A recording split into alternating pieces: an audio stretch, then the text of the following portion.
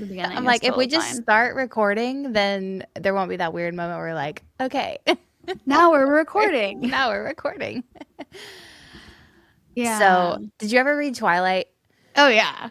Of So we've been course. on a I'm a millennial mom. Of course I read Twilight. So now that we live in Washington, I was Oh, like reinvigorated because Forks is 3 hours from us. oh my God. And this either this past weekend or the weekend before that, they had their 20th anniversary in Forks. For And so s- for Twilight, it's already been 20 yes, years. That's yes, wild. yes. And even though I couldn't go, I was like, oh, this is like unearthing this like middle school Um, girl in me. That a lot of the movie was shot in Cannon Beach. Have y'all been to Cannon Beach yet? no. It's in Oregon. It's Oh, beautiful. okay. It's where Haystack Rock is. Dan and I went. We were like, where can we go that we're not going to be around people? And we like basically went into like the wilderness of Oregon. And anyway, of Nice. course. And we Awesome. just like walked the beach where they like filmed some of those scenes. And I was like, oh, I feel so moody and wonderful. Oh, wait. Though this is great news, but this is also bad news because I did not know that. I thought they literally filmed at like La Push. No, I don't think so. I mean, maybe. I think they might have What? filmed some of it there, but they definitely filmed a lot of it in Cannon Beach. I didn't even know La Push was a real place. So, Yeah. La Push. La Push, baby. La Push Baby. Oh my gosh, that movie. So, yeah. Anyways, Grace, welcome to the show. Hi, I am longtime listener, first time caller. Thank you so much for having me on the show. Yeah, it's such a gift to be with you. Not only are you my sister, but like I just like to hang out with you. So like that's Same. nice. So it's both of our husbands took our kids out of the house so that we could just like drink our coffee and have a little chat. And I'm not mad about that. So thank you for How having me lucky are on. we? Oh my gosh, so lucky. You guys, so my husband is Anna's husband's brother. So Nate and Dan are brothers. And Hmm. I text Anna pretty frequently. And I'm just like, how did we get so lucky to have these Casey boys? Because they're kind, they're thoughtful, they are incredible fathers, they're incredible partners. Like watching them, like I like watching Nate with my kids or watching Dan with Anna's Yeah. kids. You're just like, oh my gosh, how did we get so lucky? And so I just feel sad for all the other people in the world that don't get to marry a Casey boy. So I know. it's I sweet. I agree. Look at these tears in my eyes. It's Oh, so true. yeah. It's so true. They're the best. They really My are. Dan was up. My husband Dan was up in Washington and Oregon last weekend, 2 weekends ago. I Yeah, can't last remember. weekend he was here. And I was going to be able to go with the kids, but it didn't end up happening with school. But Anna and I were just texting each other all weekend, and we were just like, we're so lucky.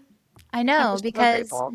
he was in town and obviously just hanging out with us, and it's been a hot minute, like maybe like a year or no, Mhm. 6 months since he's been around the girls, my girls, and he just hopped right in and was just we would get out of the car all together and he would help unload the stroller, like no questions asked, like obviously I'm gonna unload the stroller. We'd go in the restaurant and he would have the baby in his lap and just talking with her and playing with her. And then we walked a mile with the girls with the stroller to another park in town, long story short. And so he just held my oldest hand and walked with her for a whole mile and just talked with her. It was just the sweetest thing. Like So cute.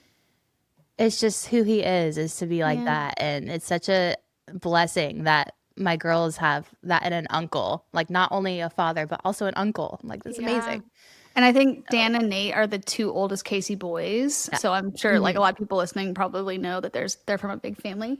And so I think, Yeah. I think part of that was bred into them of just like being such a good caretaker and Yeah. for their younger siblings. And I think there's that component, but then I also think there's something just specific to their personalities and their little human. Like, even if they Hmm. hadn't grown up in those families, I think that that would exist within them. So I think the combination of those two things just kind of creates this little unicorn of a husband and father. And yeah, now I'm getting teary. It's such a gift. It really is. Yeah. Oh, I'm so glad you mentioned that. We're lucky girls. We are lucky girls. And we get to be sisters, which is awesome. Like, Yes. I I grew up with one brother and one sister, and growing up we weren't very close. We're closer Yeah. now, but like, just having more sisters in your life is just such a gift. Like it's such a gift. And people that you like genuinely like, even if we weren't sisters, I'd want to hang out. Like that's I don't know. I don't know how I got that. So, Yeah, I know. I know. I'm thinking back to like the girls' weekend that we had. I know I missed this year, but last year's little girls' weekend that we had was just amazing. I was like, I can't believe that I these people are like family. You know what I mean? Like they're my family. Like I will be with them till the day I die or vice versa. You know what I mean? right, Like, like either you'll be at my funeral or I'll be at yours. Like one oh, or the don't other. say that. It's true. Not to get all It's morbid no, it's so by true though. 10 a.m. Yeah, it's awesome. Yeah. But so yeah, you're just somebody that I really look up to as far as just how you've crafted your life because it's been really intentional and it's been really cool to see all the way back from when you first started your graphic design jobs at more like agency kind of avenues and then Mhm. you just slowly started to make your way. No, I'm going to pivot here. I'm going to pivot here. I'm going to pivot here. And it's just been this slow evolution of, and while I'm sure you'll always do that. That's the goal, right? Is to never stop Mhm. evolving and pivoting. But it's just been cool to see where that has taken you into motherhood and how you've really just created your own rules and made your own rule book. And you've just decided, yeah, we're going to be a family that we both work from home Yes. and Wow. our kids are going to be in school. Yes. We don't have Yes. to stay home and have our kids here. So, I guess like if you don't mind, could we start with just the backstory of maybe just whatever you're comfortable sharing about the evolution of that and what sort of like led to those decisions and how you Sure. made those decisions? Yeah, man, it's such a unique, it's like such a long story. I would say there's been a lot of pivoting in my life, and a lot of that I would say is forced pivots. And in some ways, I'm like so grateful for that because I think back on my life and some of the hardest things in my life are what brought me the most beautiful things in my life. Yeah. Um, yeah, so I guess background. I went to school for actually started off in graphic design and then I pivoted. I changed my major, I want to say when I was a sophomore. I changed my major to illustration design. So I got a little bit of a hybrid education, which I really liked. Another thing that I would say probably is something that I do a lot in my story is just like if I want to customize, I customize, right? Like who says that you Yeah. have to go if it's possible in your, college, university or trade school or whatever, or even just online YouTube education, like you can build the education that you want. And so that's kind of what I did in mine as well. I was like, 2 years into graphic design and I was like, I love this, but I really miss the more like tactile illustrative part of art. And so I brought that in. But you've been going back a little bit. I got a little bit of ahead of it, I think. So I was born with a brain tumor. They didn't find it until I was in eighth grade. I was like a little cheerleader at an eighth grade basketball game and I got a concussion. And then they, did a did a CT scan. They were like, oh, there's a brain tumor in there. And so, As an yeah, eighth I think, grader, wow. yeah, I was 13, I think. You're probably rocked. Totally. It's really interesting. Like, I was at the emergency room and I knew something was wrong because my parents kept going into because, like, I hit my head, right? Like, it hurt.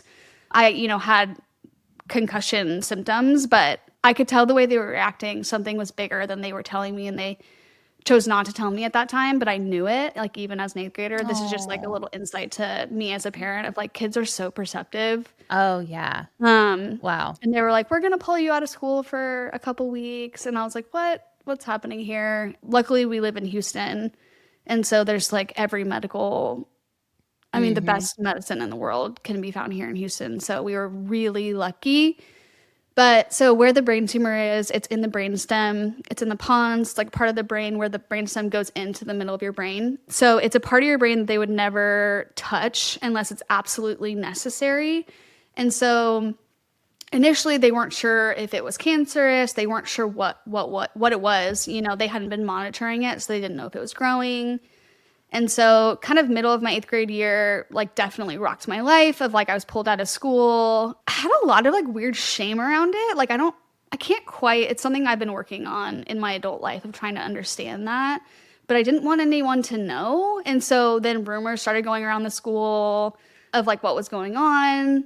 You know, people were like, oh, she's got leukemia and she's dying in a Oh month and gosh. all this stuff, which is terrible as like a 13-year-old girl. And, you know, all through all the testing, we watched it for several months and it was growing, but not significantly enough that they would ever go into where that part of the brain is. And so I went back to school. You know, they kind of told me what to watch out for throughout the rest of my high school. They just, you know, I think I would get an MRI every 3 to 6 months and just kind of watch it.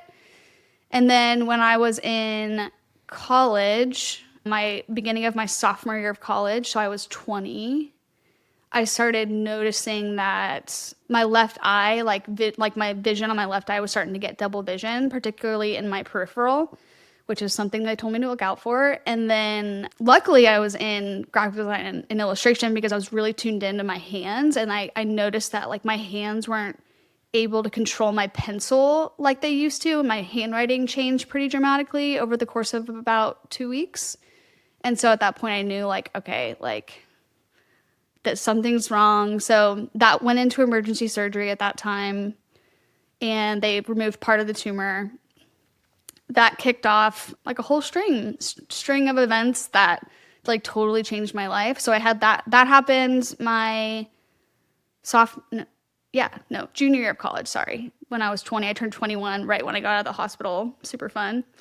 And then yeah, just kind of watched that for a while. It removed the initial threat of what was going on at the time. And then when I graduated college, I got my first job at a design agency. So they specifically worked with branding restaurants, which was such an incredible experience. Like the job itself was wonderful. I had a terrible boss.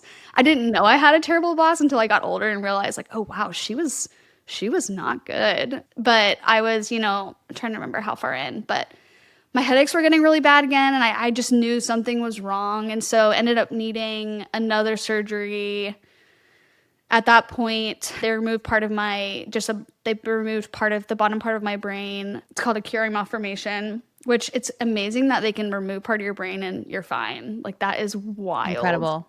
Yeah, so they did that and then that caused my brain to develop what's called hydrocephalus. If you've ever seen a little baby that's born with like a really big head, they have hydrocephalus. It's where your brain can't control pressure and your body's producing and not draining cerebral spinal fluid out of your brain. So they needed to put a shunt into my brain that would drain that fluid down to my stomach or my abdomen.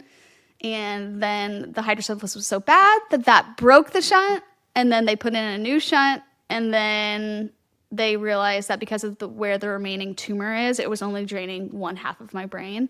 So then they put in a second shunt on the other side of my brain. So that's kind of a long-winded picture of kind of the medical things that laid an important foundation that is slightly different. Yeah, for what the rest of my life looked like. Dan came into the picture in the middle of that. We started dating 1 month before my third surgery, and When you I were a didn't know that was junior going to happen. Yeah. in college? Yeah. No, I was already graduating. He was still in college, Oh, but I was out. nice. Yeah, he had graduated. He took a semester off when he was in college and then came back. So he did, 4.5 years. I was out. I'm older. I'm a cougar.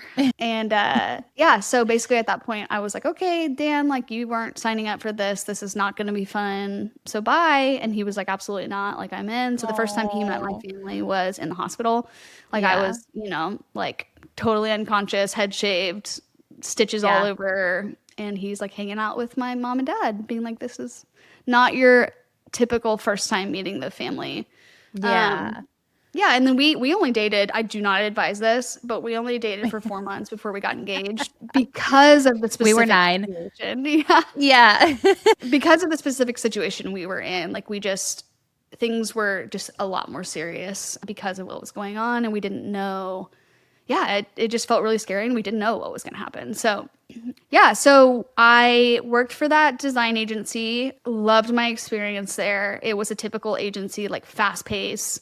They're really churning through those like early worker, like people just out of Oh, college, they're just yeah. like churning through them. I ended up having to leave that job when I had my second surgery. Like my boss, I remember like after I had my second surgery, she like wanted me to come back to work like 2 weeks later. And I was like, I just got home from the hospital, lady. Like, no. So learning to advocate for yourself was something that I've had to learn along the way. And so I started picking up freelance work after that. I'd always done freelance work. I started doing freelance work when I was in college, I think. I think most designers do. Once people catch wind that you know how to use Adobe Illustrator, they're like, can you do this for me? Yeah. And in between surgeries, I was picking up more work as I was able to do. And a lot of that was just, I needed a way to feel like I hadn't been taken out of the game. Like, I just felt like my whole life had been stripped away from me. And as a creative, like, you just want to bring that expression forward. And so I started doing more freelance work, which back then, this was like around 2013 to 2015, it was less done. Like there weren't a lot of freelance professional creatives, at least not that I had seen. Almost everybody was kind of in the agency world or, corporate or whatever. People did it, but it just wasn't as common as it is now. And a forced pivot, like I was like, well, I know I want to create. I know I have this capacity. I can't work at an agency because that's not a sustainable and healthy place for me to be in healing. So I just kind of was like, well, what can I do? And Yeah. Good just kind of question. kept Yeah. following that breadcrumb, Mm-hmm. which was really great. And then got married, ended up moving from Kansas City, Missouri to Durham, North Carolina, where Dan was in grad school. And at that point, I was like, I think I've healed enough that I might be able to work in an office to some capacity. So I started working part-time at a marketing for nonprofit agency in Raleigh, North Carolina. Again, incredible experience. Now that I'm older, I recognize that they squeezed a full-time job out of 3-day work week. When I left, they ended up hiring 2 graphic designers to fill my Of spot. course.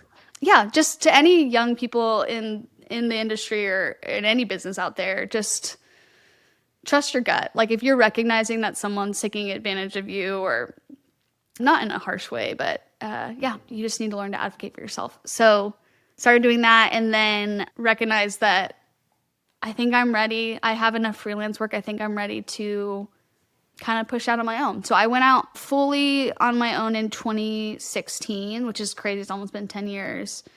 And then just started working. At that time, I didn't know hardly anyone else that was working fully for themselves. So that felt scary, and at the same time, like for me, that was kind of the only option. The healing from my surgeries has been like a very long road, and I think will be a long road.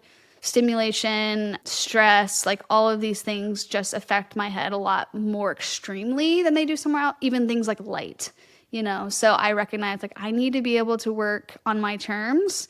I need to be able to like lay in bed and work in the dark if I need to do that, or I need Mm. to not work during the day. And then when I feel better at 8 p.m., like that's when I get back on the computer. And so a lot of I forced want to talk pivot. about that because Yeah, go for it. sometimes I hear you're taking like 10 p.m. meetings, like 8 p.m. and I'm like, to me, I'm like, what are you doing? Like, Yeah. like go to bed. But for you, you're like, no, like this is actually even better for me. So that's really fascinating. Yeah. I honestly didn't even realize that just clicked for me because I was like, what are you doing taking a meeting at like 8 o'clock or like 10 o'clock? Like you just don't hear about that. But for you, that's like part of it.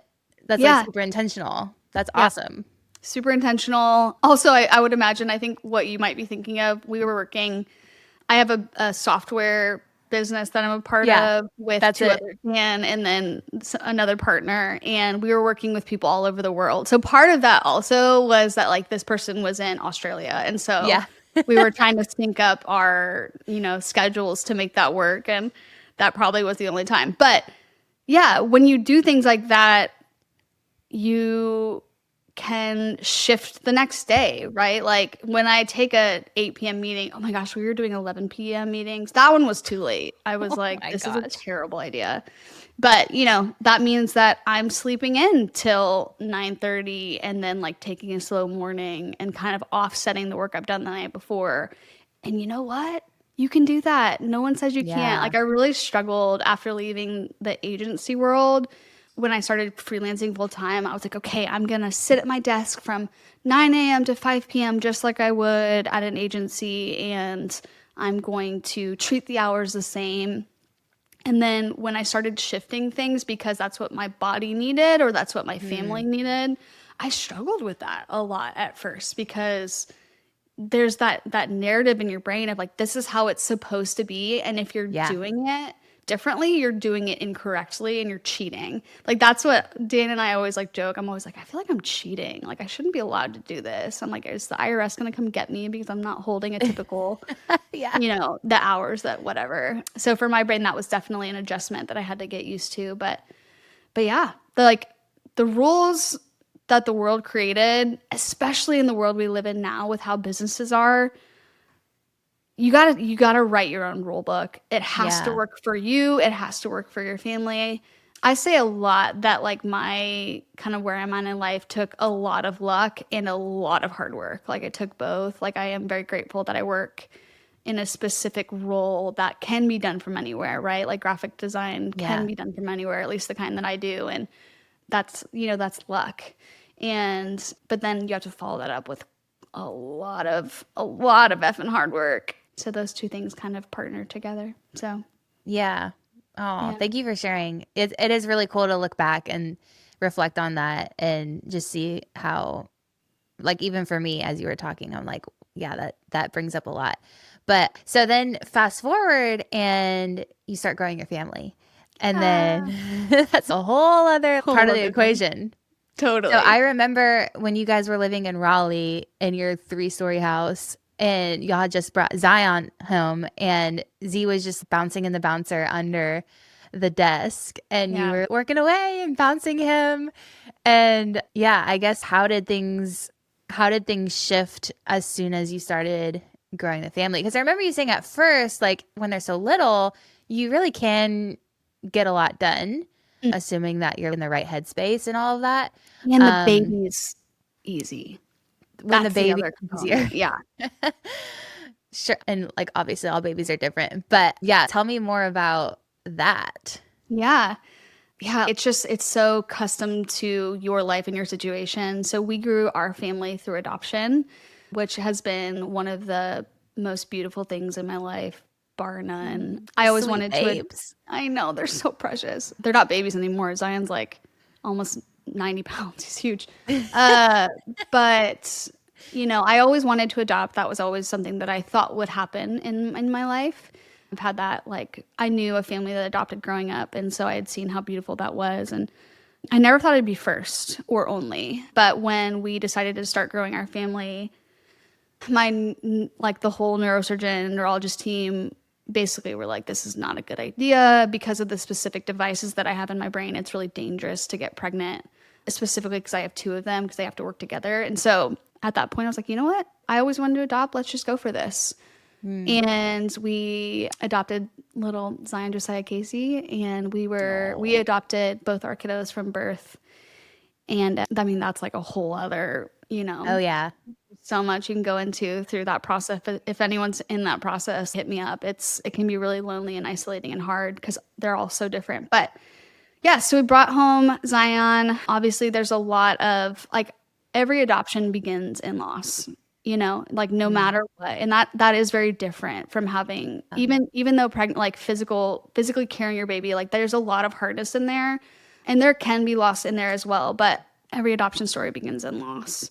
Yeah. And however, there are some really cool parts about adoption. Like I wasn't physically recovering from a huge life altering, like physically traumatic birth, which women are incredible. I cannot believe that all these women out there are like having babies and going back to life. It's just insane.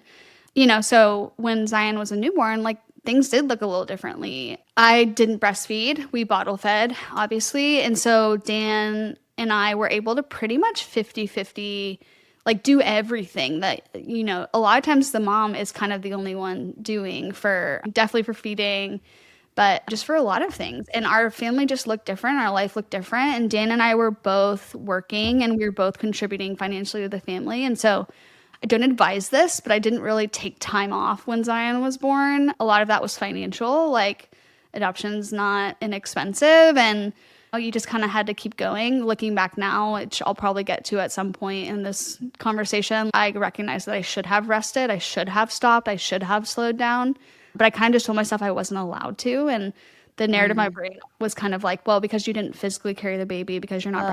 breastfeeding, you don't need that, which is a lie. Oh, it's But heartbreaking. I just kept going. And so Yeah. Zion was pretty much asleep for the first year of his life. Like that boy did not He wake was, up. Like, oh my gosh, the best snuggler. oh my gosh. He took every nap on the couch, like until he started like rolling over and stuff. Like we were being like unsafe, but like he just slept everywhere. He slept all the time. And so I just kept working. We had this little bouncer that I put under my desk, which sounds terrible, but like it's dark No, it in was genius. yeah, near me, and I would just put Yeah. my foot on the bouncer and bounce it while I was working. He'd just be vibing. Yeah, I spent so many hours. He was such a viber. Yeah. So I just kind of kept going, and my business really didn't change at all. Again, a lot of this is luck and hard work, but my business really didn't change much at all when we grew our family from 2 people to 3 people. That's not always the case. And so, but you just kind of have to take what your specific life looks like and work with that. And so that's kind Yeah. of what we did. When we adopted Addie, our second, things did kind of change and the world also kind of changed. Oh So man. our kids are biologically adopted and sorry, they're biologically related. And so we found out that a little girl was coming 6 days before she was born. And we had like a very short amount of time to decide if we were going to move forward with adoption or not. And at that point, it was kind of like she either goes to foster care in Texas, which we were living in North Carolina at the time, but she either goes to foster care in Texas or she comes home with you in 6 days. Or we didn't Yeah. know when she was going to be born because obviously, but we knew it was going to be soon. And COVID had just happened. So Dan was, at that time, he was a chaplain at a high school and he was also a football coach. And he was at home at that point because of COVID. And honestly, I think if COVID had not happened, I do not know that we would have been able to say yes to adopting Addie, which Wow. I cannot even fathom our little family Yeah. in my life without this like precious little spark of a human being. So we said yes. We looked at what our situation looked like at that point and we had more capacity, which also like I had relaunched my business. Do you remember this, Anna? I Marrow? yeah, so I Was that the had same time? it was the same time. Oh So wow. I was operating like my business was under Grace Casey Creative Yeah. for from like 2016 to 2020 and then I rebranded under the name Marrow Design and I launched my website on a Friday and we got the call about Addie on Saturday. And Oh my so gosh. I it did was kind of not I did like not remember that. yeah. And so yeah, and then Addie was born on Good Friday. I was the only one allowed in the hospital because of COVID. So I was there. And then Dan and Zion were at home.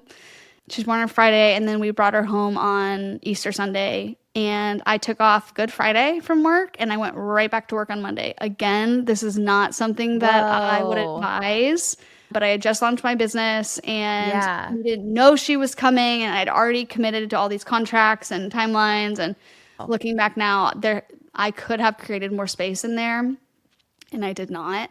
And that's a choice I made. And while that seemed like it was right at the time, hindsight. So at that Yeah. time, I Yeah. had Zion, who was not even one yet, and then Addie, who was a newborn. And it was COVID. Wow. Like the Yes. world was like, what is happening? So I swapped out Addie for the bouncer instead of Zion. So Addie then took over the bouncer that we had, and she would go under My the desk. And at goodness. that point, Zion was more like crawling around. And Dan was at home, so we were able to kind of work that out. And we just made it work. COVID was obviously like a very difficult time for the world.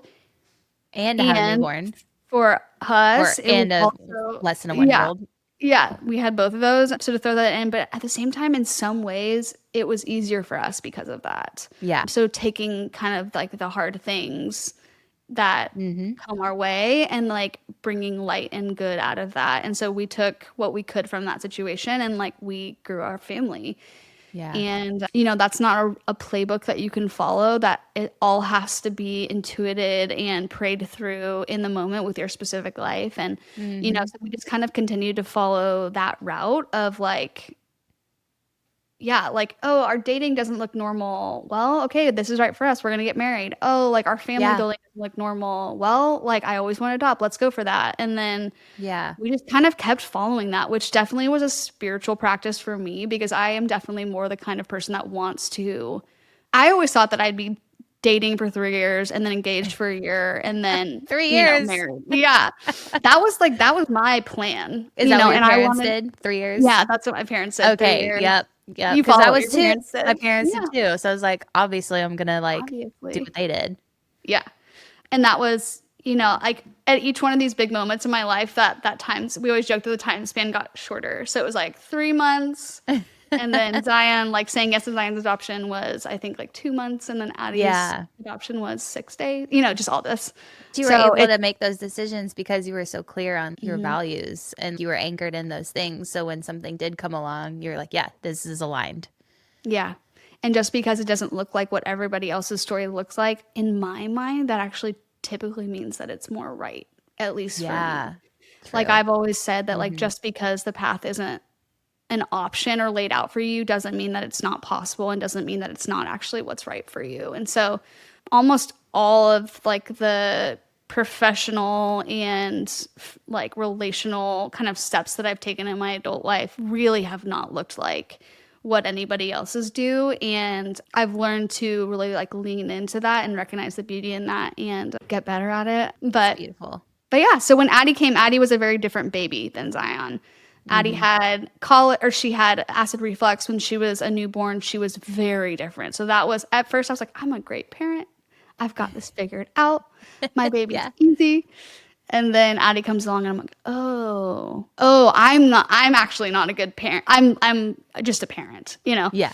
And so that was definitely eye-opening for sure, and had to learn how to really work well as a partnership in our marriage. Luckily, again, Dan was home from the office at that point, and so we were able to adjust in that. But yeah, I would say that that's the point in my kind of professional career that I started recognizing that like I'm gonna need to adjust. And this was 5 years ago, and it's taken me like 4 or 5 years to even start acting on that more seriously, of like building in rest and care Yeah. into my life in a more sustainable way. But yeah, so that's kind of how the addition of children into my business looked like, which was definitely very unique. Anna, you saw it. Yeah. It was crazy. Yeah, it was just really cool to see like how it evolved and how at every point of the way you just kept making your own rules. And it was just fun to see. But so okay, so now that you have hindsight 2020, what when you look back on when you brought Zion home, when you brought Addie home, what can you see clearer about that situation that you wish you could have like sat down with your younger self and been like, hey, Grace, like I know that you can't see this now and it feels like you have to work, but trust me when I tell you like it's okay. You know what I mean? Like I guess like what would that conversation look like and what would you say to yourself? Yeah. Yeah, that's been something I've really been pressing into in the last 2-ish years. For me, a lot of that had to do with my own internal understanding of my identity and my worth and my value. I came from a family where high achievement was definitely something Yeah. to aspire to. And my dad's a lawyer. Like all I ever saw was that he worked. I mean, he worked so hard. Like he would leave at 6 a.m. in the morning and not come home until 8:30 p.m. And then he would work on Wow. his computer. You know, this is the model I saw. And when I chose to, I kind of was going, potentially going towards that kind of a career before I went to college. And then I made this was one of the first decisions that I made that I really broke from, I think, what was expected from me. It was either kind of go into like more of a pre-law avenue or go to art school. What? Yeah, did you No know that? way. Yeah, No. Pre-law or what? um, art school. Oh, art And school. that was a really big moment where I stepped outside of what I thought was expected from me. And Yeah. that wasn't even necessarily verbally spoken over me. I want to give a lot of credit to my parents. Like that was not, Yeah. but that was kind of what inside my brain was happening. Kind of Um, caught, not taught situation. yeah. And it was a big decision, and it was something that I had to kind of convince people, you know, my family of like not everybody, but some people in my family like this is the right thing for me. And but I took that and I was like, well, I'm going to go to law school and I'm going to bring the dedication and the like rigidity of, you know, something more like law and bring that into like more of an art space. And I was like, I'm going to be able to build a business within design and it's going to be successful and it's going to be just as valid Mm-hmm. and, you know, kind of have that same prestige. And so I brought that in. Part of that's just baked into who I am, the things that I've learned from growing up, not necessarily by teaching, but just by absorbing. And yeah, so I started taking that no rest mentality into everything in life. In athletics, I took that in. Like, even if you get hurt, you keep going. Yeah. If you rest on a sprained ankle, you're weak, you just need to push through it, which what happens then is then you sprain the other ankle because you're favoring the other one, Yeah. which happened several times. Yeah, and then when I had my first surgery when I was a junior, I had at the very beginning of the semester. And so everybody was like, well, just take the semester off or take a year off while you recover. Because that first recovery was that was a really hard one. And for whatever reason, I was like, no, I'm not allowed in my brain. My parents were trying to convince me to take a semester off. My professors were trying to convince me. My neurosurgeon was trying to convince me to take a semester off. And I just would not allow that of myself. And so I moved back to my college town in February of that year. I had my surgery in September. And I did the quote unquote did the classes from my house in the town. Like I didn't typically go into the classes. The professors really worked with me so that I could do it from home because at that time, like being in a public setting was not even really possible for me. Like light stimulation, sound stimulation, headaches, all of these things were, yeah, it just was. So I did that. And then in my brain, I was like, I was able to finish in 4 years. And so then I was like, I did it right, right? Like in your brain, you're like, yes, good job. You didn't let this thing. And some of that I will give grace to my younger self of like, Yeah. I felt like I wasn't going to let the brain tumor beat me. Sure. And Yeah, absolutely. to me, that felt like, well, if I can show myself that I can still finish and this didn't take me out of the game, if I can still Yeah. graduate with all of the people that I started college with, then that means that, Yeah. yeah. So I have a lot of grace for myself during that time as well of like, I was just doing my best with what I had. Yeah. And yeah. And then, you know, when I had that second surgery in which I had to leave the agency life, I went back to the agency afterwards, but then basically was forced to leave by the circumstances of that situation, which I very much felt like I was a failure. And then when Zion and Addie came home, I didn't let myself rest. Like this was a theme in my life of like, I am choosing to forego what my body needs, what my health needs, whether that's mental or physical, in order to keep going. And definitely recognized when Addie came home that I was like, oh no. Like it kind of felt like a snowball was building. And Yeah. then fast forward 3-ish years, 4 years, and it got to a place that was absolutely unsustainable. I had never been allowed myself to nap. I was not a napper because in my brain, naps were weak. It meant Yeah. that, like, yeah, Yeah. you know, Yeah. Lazy people um, nap. Yeah. yeah, And like I'm not a lazy lazy people nap. person. Yeah, Yeah. I'm not a lazy person. I don't get to nap, even if I'm literally falling asleep at my desk, which happens a lot. So it kind of hit a breaking point. And at the end of last year, I had more clients than I'd ever had.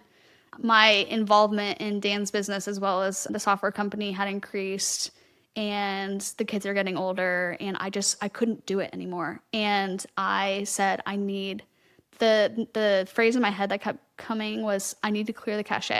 Mm. How do you say Yeah. that? Yeah. Cache? I think cash. Clear the cache. I always say Yeah. cache, which makes me feel fancier, but I needed to clear the cache.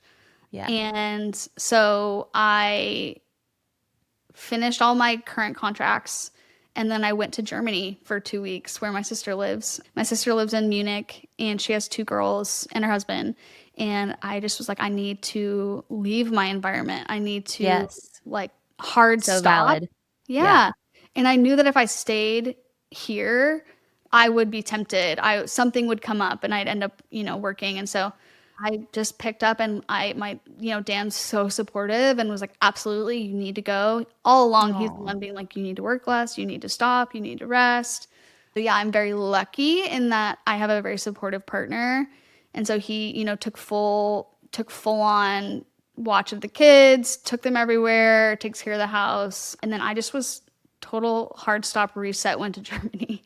And the plan was that I was going to do that and then come back, take 2 more weeks off, so 4 weeks total, and then I would go right back to work. That's not how it ended up. When I did the hard stop, I I think listened to my body's needs maybe for the first time in totality. And I looked at my business and I said, this isn't working. Like, it's successful financially. I'm getting the projects I Yeah. want, all these things, but it's not working because I'm not okay. And so when I came back to the States, I just decided to let myself stop. And Mm. so I stopped. I had, I think, two clients that I had kind of like ongoing. So I didn't technically fully stop, but I had, 2 versus 12 clients that I kind of was finishing long-term projects with. And I let myself nap. I went on walks. I did things solo with the kids, which I never really felt like I was able to do. And I was happy. And that was a really tricky identity thing for me because I was like, I own my own business. I'm a hardworking, badass bee. Like, I'm gonna do all these things. And then all of a sudden, I'm slowing down. And I was so happy. Like, I was building more margin in my life. Our family Mhm. as a whole was operating better. So yeah, that has been a really interesting thing that I'm having to grapple with of like, what does that mean for who I am? Am I still the same person? Was I lying to myself this whole time? And as further I get along, I recognize like, no, I wasn't. Like, I'm capable, I'm strong, I'm independent, I'm able to do all these things. And I also love a nap. Like, love a nap. Yeah. This has been my season of naps Yeah. and having to retrain myself that like that's not lazy, like you're not, Yeah. has been really tricky. And so I'm now in the process of reincorporating work in back into my life, and also kind of taking some of those lessons that I've learned from my life and building them into my timelines for my projects, raising my prices because I'm undervaluing myself. It's there's been a lot of crossover from the things that I've learned about like my life outside of work and bringing those into my life. I'm sorry, into my work, and I'm figuring it out. And Yeah. I'm looking at all these people on Instagram who have these like micro agencies that they build for themselves, and mine doesn't necessarily look like that. I'm doing the same kinds of work, right? Like, we're getting the same kinds of projects, but I'm like, I'm not going to book myself fully. Like, I'm going to take, instead of having 12 to 15 clients at one time, I'm going to take max 2 to 4, and I'm going to work really hard and really diligently with those clients, and Yep. I'm going to build more margin. Yep. And if I if it's 3 p.m. on a Tuesday and I've decided that it's enough work, I'm gonna go take a walk. Yeah. Oh, amen. Yeah, Yes. it's really hard. Yes. It's really hard, and it's I'm also like, clapping for you. yeah.